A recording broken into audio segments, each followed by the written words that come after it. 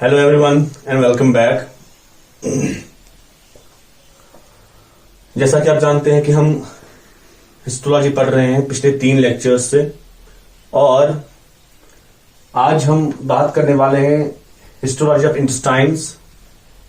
जब आप पिछले लेक्चर्स देखोगे तो आप देखोगे जो हमने हिस्टोलॉजी पढ़ाई है, हम पहुंचे हैं ऑलमोस्ट 4 लेयर्स हमने कंप्लीट की हैं, और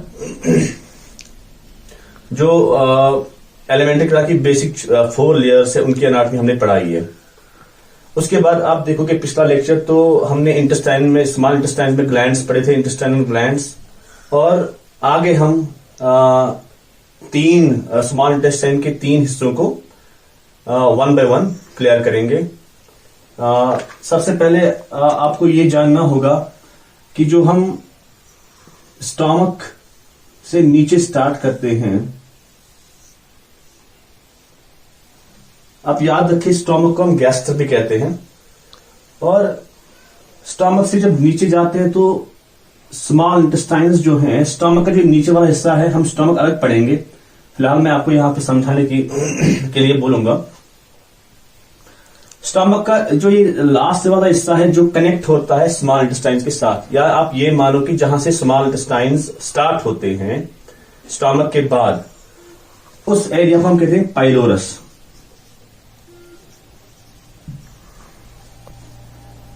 हम 1 बाय 1 पढ़ेंगे तीनों हिस्से स्मॉल इंटेस्टाइन्स के। तो pylorus is that part which actually connects the stomach to the small intestines. अब जो पाइलोरस का लास्ट पार्ट होता है ना, ये आप देख सकते हो, अगर यहां तक की ये बाउंड्री जो है ये मेन स्टमक है, और ये वाला हिस्सा जो आप देख रहे हैं ये पाइलोरस है,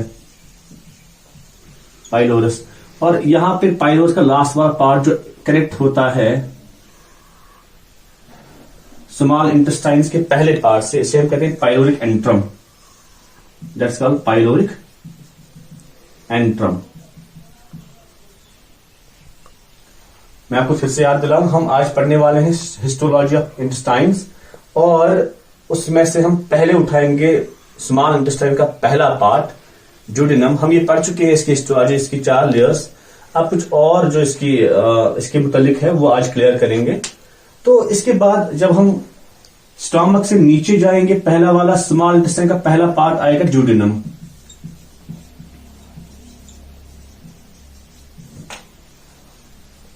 ड्यूडेनम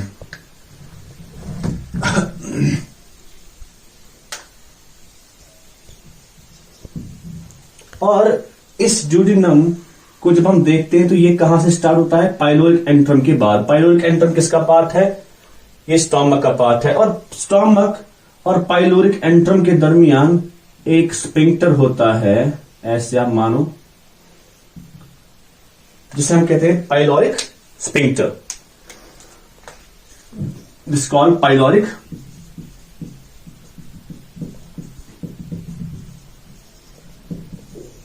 यहां पे आप ध्यान दीजिए कि स्फिंक्टर किसे कहते हैं। देखिए, स्फिंक्टर होती है किसी मसल में, किसी कैनाल में कंस्ट्रिक्शन, एक कंस्ट्रिक्शन। आप मानो कोई कैनाल या कोई ट्यूब जब कहीं पे क्या हो जाती है, कंस्ट्रिक्टर, और ये बना होता है सर्कुलर मसल का।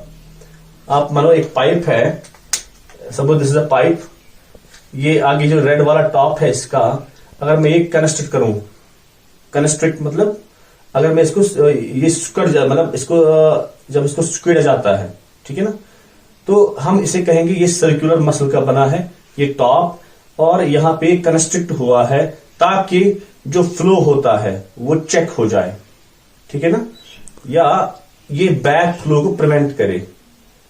तो इसको हम स्फिंक्टर कहते हैं। तो पाइलोरिक स्फिंक्टर जो है ये कहां होता है? ड्यूडेनम के पहले पार्ट में, ड्यूडेनम के पहले पार्ट और स्टमक के दरमियान, जो पहला ये वाला आप रेड से देख सकते हो मार्कर, ये हम इसे कह सकते हैं this is pyloric sphincter. It is between the pyloric antrum and the first part of the small intestine called duodenum. अब जब हम नीचे उतरते हैं हमें पहला पार्ट मिलेगा ड्यूडेनम। ड्यूडेनम, और इस ड्यूडेनम को जब हम पढ़ने जा रहे हैं, इस ड्यूडेनम को आप यहां देख सकते हैं फिगर पे, दिस इज ड्यूडेनम। और ये ड्यूडेनम जो है ये पहला पार्ट है। दैट मीन्स अगर यहां से ऊपर हम एक्सटेंड करेंगे तो स्टमक ऐसे आएगा, सी। दैट मीन्स अगर हम इसकी डिवीजन देखेंगे तो स्टमक ऐसे आएगा, लगभग ऐसे।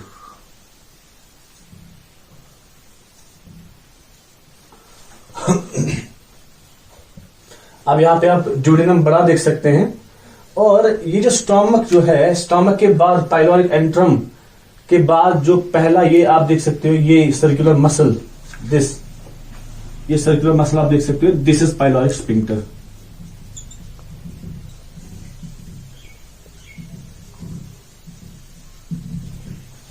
That means pyloric sphincter check करता है flow of food from the stomach to the duodenum.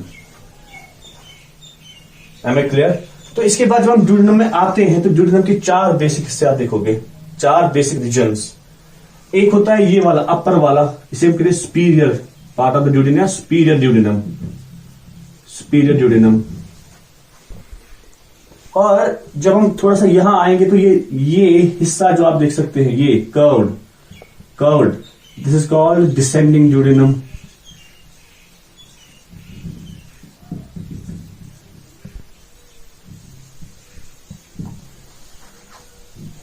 उसके बाद आप ये वाला देख सकते हैं, ये straight part of the duodenum, this is called horizontal duodenum, horizontal duodenum.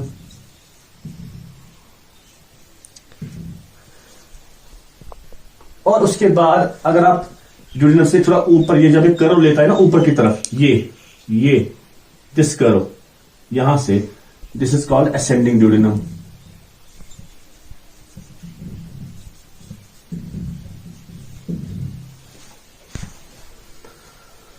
तो 4 बेसिक रीजन्स में आप देख सकते हैं ड्यूडेनम डिवाइडेड होता है। सबसे पहला जो पाइलोरिक एंट्रम, पाइलोरिक स्फिंक्टर के बाद ही होगा, ड्यूडेनम का पहला हिस्सा, पहला part, that will be called as superior duodenum, and then the descending one, that will be called as descending duodenum, and the horizontal part of the duodenum is called horizontal duodenum, and the ascending part is called ascending duodenum. ये आप देख सकते हैं जो duodenum होता है, इसके अंदर जो ये फोल्ड्स हैं, ये कौन से फोल्ड्स होंगे, ये मैंने आपको पिछले लेक्चर से पढ़ाया है। They are called valves of Kerckring, valves of Kerckring, या कहते हैं इनको लाइसी सर्कुलैरी भी। मैं यहां पे लिखूंगा लाइसी सर्कुलैरी, वरना इनको वेल्व्स ऑफ कर्करिंग भी कहते हैं, या कहते हैं वेल्वुलर कॉन्वेंट्स। अच्छा, अगर हम ड्यूडेनम के अंदर जाएंगे तो आप देख सकते हैं कि जो ड्यूडेनम है ना, एक तो ये मिलेंगे वेल्व्स ऑफ कर्करिंग, और ऊपर से और कुछ चीजें देखने को मिलेंगी। विल्ला यहां पे होते हैं, बहुत कम ही होते हैं, लेकिन होते हैं लीफ शेप। विल्ला यहां पे प्रेजेंट होते हैं, but they are leaf shape. यहां पे मैंने बनाया नहीं है, let's suppose these are villi. Villi भी आप यहां देख सकते हैं, लीफ शेप होते हैं ऐसे, सपोज इन पे, ठीक है ना। तो एक और बात, एक इसके अलावा ड्यूडेनम जो है ये कंटेन करता है यहां पे एक रीजन जो आप रेड से बने हुए देख रहे हैं, इसे हम कहते हैं ड्यूडेनल पैपिलाई, दैट्स कॉल्ड डीपी या ड्यूडेनल पैपिलाई। एम आई राइट? तो ये जो ड्यूडेनल पैपिलाई होता है, ये वो रीजन होता है जहां ड्यूडेनम को एंटर करता है स्फिंक्टर ऑफ, जहां पे बनता है स्फिंक्टर ऑफ ओडई, या हम कह सकते हैं जहां पे एंटर करता है ड्यूडेनम को हेपेटो पैनक्रियाटिक डक्ट। वो हम अलग से पढ़ने वाले हैं, डक्ट्स हम अलग से पढ़ेंगे, ग्लैंड्स भी अलग से पढ़ने हैं। फिलहाल आप यहां से याद रखें कि जो यहां से लिवर होता है ना, ऊपर से इस साइड से लिवर से एक डक्ट आता है, हेपेटिक डक्ट, और यहां पे पेनक्रियाज होता है, पेनक्रियाज का हेड इसी सी शेप्ड कर्व में होता है। उस पेनक्रियास से एक और डक्ट निकलता है, पेनक्रियाटिक डक्ट। लिवर का हिपैटिक डक्ट और पेनक्रियास का पेनक्रियाटिक डक्ट मिलकर बनाते हैं एक ही डक्ट, हिपैटो पेनक्रियाटिक डक्ट। और वो हिपैटो पेनक्रियाटिक डक्ट एंटर करता है ड्यूडेनम को इस एरिया पे, जिस एरिया को हम कहते हैं ड्यूडेनल पैपिला। मैं आपको फिर से रिपीट करूंगा। एक डक्ट जो हिपैटिक डक्ट आता है लिवर से, जिसमें बाइल जूस होता है जो लिवर से आएगा। उसके बाद पेनक्रियाटिक डक्ट जो है, जिसको पेनक्रियाटिक डक्ट कहते हैं, जहां से वो पेनक्रियाटिक जूस डालता है, वो पेनक्रियाटिक डक्ट यहां से आएगा, पेनक्रियास से यहां पे होता है पेनक्रियास, और हिपैटिक डक्ट मिल जाएंगे। पहले डायरेक्टली एंटर नहीं होंगे, पहले वो मिल जाएंगे और एक कॉमन डक्ट बनाएंगे जिसको हम कहेंगे हिपैटो पेनक्रियाटिक डक्ट। वो हिपैटो पेनक्रियाटिक डक्ट फिर एंटर करता है ड्यूडेनम को, इस एरिया पे, जिस एरिया को हम कहते हैं ड्यूडेनल पैपिला, और यहीं पे एक स्फिंक्टर बन जाता है जिसे हम कहते हैं sphincter of Oddi. Sphincter of Oddi मैं इससे पहले समझा चुका हूं अभी की स्फिंक्टर किसे कहते हैं। तो that means it will be a circular muscle, sphincter of Oddi, जो ड्यूडेनल पैपिला पे बन जाता है। तो ये इसके बाद इसकी और एक चीज थी, और एक चीज ड्यूडेनम के बारे में आप याद रखो, ये ड्यूडेनम जो है ये पीछे वाले एब्डोमिनल से कनेक्ट होता है एक लिगामेंट से। ठीक, मतलब जैसे आप देख सकते हो, जैसे मैं लास्ट टाइम बोला था कि इलियम जो होता है स्मॉल इंटेस्टाइन का, उसको होल्ड किया जाता है पीछे एब्डोमिनल वॉल से, मतलब बंद किया जाता है। Suppose this is the body, ये एक बॉडी है abdominal, this is the abdominal wall of the body. अगर ये स्मॉल इंटेस्टाइन्स हैं तो इन स्मॉल इंटेस्टाइन्स को कनेक्ट करेगा बॉडी के साथ पीछे। अब वो 3D डायग्राम नहीं बना सकते हैं, तो आप इमेजिन करें कि ये पीछे का लिगामेंट है जो इस स्मॉल इंटेस्टाइन को अटैच करेगा किसके साथ, बॉडी वॉल के साथ। तो यहां पे भी ड्यूडेनम को एक लिगामेंट अटैच करता है बॉडी वॉल के साथ, जिसको हम कहते हैं लिगामेंट ऑफ ट्रीट्स। तो व्हाट्स लिगामेंट ऑफ ट्रीट्स?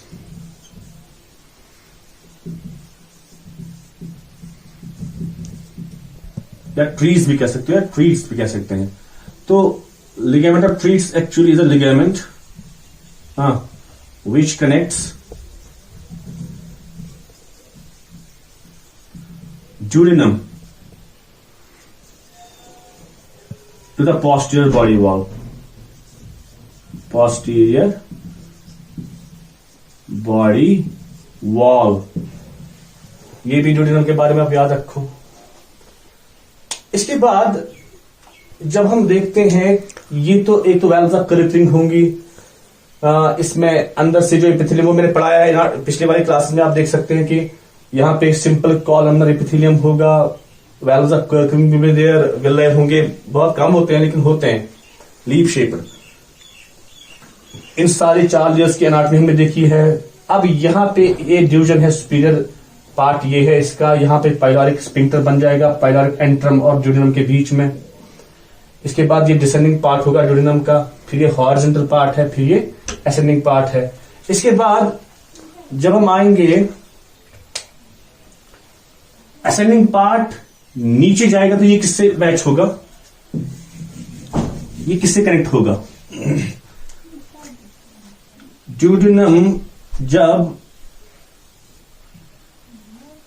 नीचे आएगा, ड्यूडेनम से जब हम बाहर निकलेंगे, ये ड्यूडेनम पहले 25 सेंटीमीटर से होते हैं, ये ज्यादा नहीं होते हैं, दे आर ओनली 25 सेंटीमीटर्स।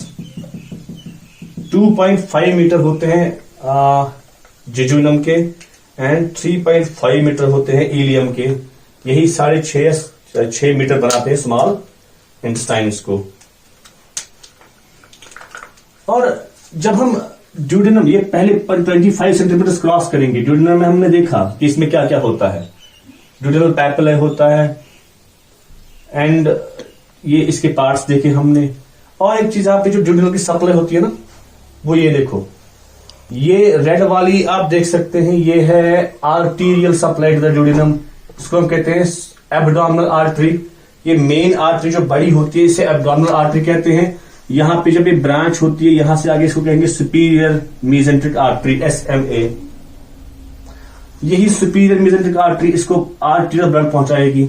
ये मैंने पिछली बार बोला है आपको, SMA superior mesenteric artery duodenum को क्या पहुंचाएगी, आर्टीरियल ब्लड। और ये SMV है ना, ये भी एक एब्डोमिनल वेन होती है यहां से, दिस इज एब्डोमिनल वेन, वो वेन जो एब्डोमेन को आती है, और जब ये ब्रांच हो जाती है we call it superior mesenteric. तो जो सुपीरियर मेसेंट्रिक वेन होती है, ये हम तब कहते हैं जब एब्डोमिनल वेन ब्रांच होके आएगी कहां, ड्यूडेनम में। ये सुपीरियर मेसेंट्रिक आर्टरी लाएगी आर्टीरियल ब्लड, मतलब ऑक्सीजनेटेड ब्लड, और यही फिर सुपीरियर मेसेंट्रिक वेन जो है ये यहां से ले जाएगी डीऑक्सीडेटेड ब्लड या इम्प्योर ब्लड, जो आगे हिपैटिक एब्डोमिनल वेन में जाएगी और हिपैटिक पोर्टल वेन के थ्रू पोर्टल सर्कुलेशन में जाती है। तो ये आप पिछले लेक्चर्स में देख सकते हैं।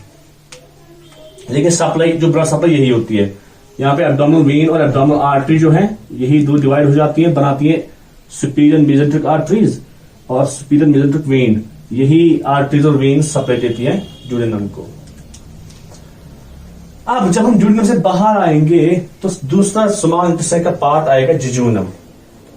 जिजूनम, यहां पे आप याद रखें कि ड्यूडेनम और जिजूनम, जिजूनम यहां से स्टार्ट होगा, सपोज दिस इज जिजूनम,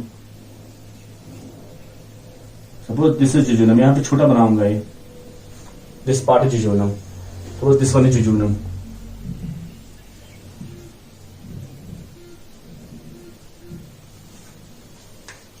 तो जिजूनम और ड्यूडेनम के दरमियान जो बाउंड्री मार्क है, ये जहां से ड्यूडेनम खत्म होगा और जिजूनम स्टार्ट होगा, that mark, that this area, this region is known as duodenojejunal flexure.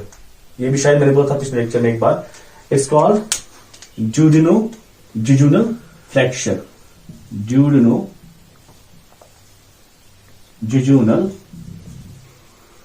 Flexure.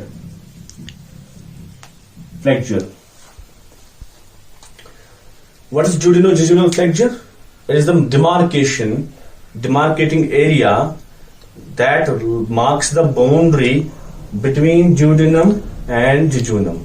Okay, and now the jejunum is the second part of the small intestines, and jejunum lead करेगा ilium में। Jejunum में भी आप देखोगे जो jejunum होगा, यहां पे भी दूसरा पार्ट जो है हम देख रहे हैं जेजुनम है स्मॉल इंटेस्टाइन्स का, 2.5 मीटर की लेंथ होगी इसमें, और यहां पे भी आप देखोगे सेम ब्लड सप्लाई यही आर्टरीज देंगी, ठीक है ना, वही विलय होंगे, टंग शेप्ड विलय होते हैं, उतने ज्यादा नहीं होते हैं लेकिन विलय होते हैं यहां पे भी, ठीक है ना, और कुछ ग्लैंड्स होंगे। तो बाकी जो है जेजुनम में सेम है, जैसे आप देख सकते हैं जो आप एनाटॉमी आपने पढ़ी है इलियम की, ये ना ड्यूडेनम की या जनरल इंटेस्टाइन्स की। तो इसके बाद आप याद रखो कि जो है जेजुनम बॉडी की किस हाइट पे आएगा। जेजुनम बॉडी की L2 हाइट पे आता है, यह पॉइंट नोट कीजिए आप, नंबर 2। मतलब अगर जेजुनम की हाइट देखी जाए तो in comparison with the vertebral column, तो वर्टिब्रल कॉलम की जो 33 वर्टिब्रेज होती हैं वो आप शायद आपने पढ़ा होगा। हमारे वर्टिब्रल कॉलम में अगर suppose this is a vertebral column, इसके 2-3 एरिया होते हैं, 2-4 एरिया होते हैं। पहले तो जो नेक में होगा उसे सर्विकल कहते हैं, सर्विकल रीजन, ठीक है ना। उसके बाद जो चेस्ट के साइड से होगा, चेस्ट के अपोजिट होगा, उसे कहते हैं thoracic region, thoracic region of vertebral column. फिर आता है चेस्ट, थोरैसिक के बाद लंबर, मतलब इस चेस्ट के जब हम नीचे उतरते हैं, चेस्ट के नीचे एब्डोमिनल रीजन जो होगा हमारा, एब्डोमिनल रीजन के बिल्कुल पीछे जो हमारा वर्टिब्रल कॉलम है, दैट्स कॉल्ड लंबर। एंड फिर उसे आता है इसके बाद सैक्रल, एंड लास्ट में कोसाइकिल आता है। ये अपना अलग टॉपिक है, लेकिन यहां पे मुझे बोलना है जो हमारा लंबर रीजन है, लंबर रीजन की जो वर्टिब्रेज है उनको मार्क किया जाता है L1, L2, L3, L4 ऐसे ही। अगर L2 वर्टिब्रे को देखेंगे तो L2 की हाइट से एब्डोमेन में आएंगे। ये सपोज यहां से एब्डोमेन है, लंबर वर्टिब्रे 2 की हाइट से हम बिल्कुल स्ट्रेट आएंगे कहां की तरफ, एब्डोमेन की तरफ। तो सब हमें इंटेस्टाइन का कौन सा पार्ट मिलेगा, जेजुनम। हमें इंटेस्टाइन का जेजुनम वाला पार्ट मिलेगा। ये आपको यहां पे याद रखना है कि जेजुनम जो है ये L2 हाइट पे आता है, ये बहुत जरूरी है। और अब जो जेजुनम है ये लीड करता है टू द इलियम।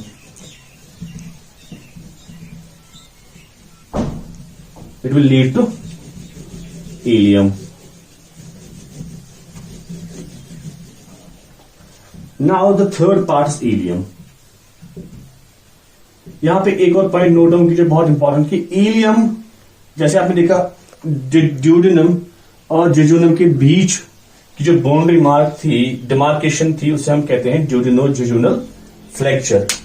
और इलियम और इसके बाद जूजिनम या जेजुनम जो है जब लीड करता है इलियम में, इनके बीच कोई बाउंड्री मार्क नहीं होती, नो डिमार्केशन,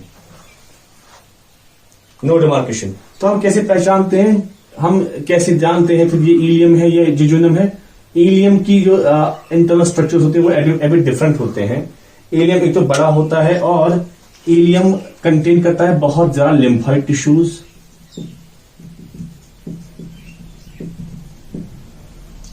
और इलियम कंटेन करता है माइक्रोविलाई, बहुत ज्यादा न्यूमरस होते हैं और उनपे माइक्रोविलाई। तो इन चीजों से हम पहचान लेते हैं कि ये इलियम आ गया। और याद रखना इलियम बॉडी की पेल्विक कैविटी में होता है, पेल्विक कैविटी की साइड से। जैसे आपने देखा जेजुनम की साइड पे होता है L2 हाइट पे, इलियम पेल्विक कैविटी पे होता है। तो इलियम में आपने देखा कि सबसे पहले अगर हम इलियम का एक पार्ट बनाएंगे, एक सेक्शन लेंगे, suppose this is ilium, this is ilium. जो ये इलियम है ये इंटरनली आपने देखा सबसे पहले यही फोल्ड्स होंगे, valves of Kerckring, these are the fold suppose, और इन पे विलय होंगे और विलय पे माइक्रोविलय होंगे जो मैंने पढ़ाया है। और विलय के दरमियान क्या होंगे, पेयर्स पैचेस। तो ये पेयर्स पैचेस क्या होते हैं, इनमें क्या होता है, काम क्या होता है, वो हम इंशाल्लाह अगले लेक्चर में देखेंगे। तो तब तक आप इनके नोट्स सब लीजिए और आपको डायग्राम भी मिलेगी। जो चैनल का व्हाट्सएप ग्रुप है उसमें आपके सारे डायग्राम्स आ जाएंगी। बाकी ये नोट डाउन कीजिए, इंशाल्लाह नेक्स्ट लेक्चर में हम पेयर्स पैचेस देखेंगे और विलय का फर्दर स्ट्रक्चर देखेंगे। Thank you.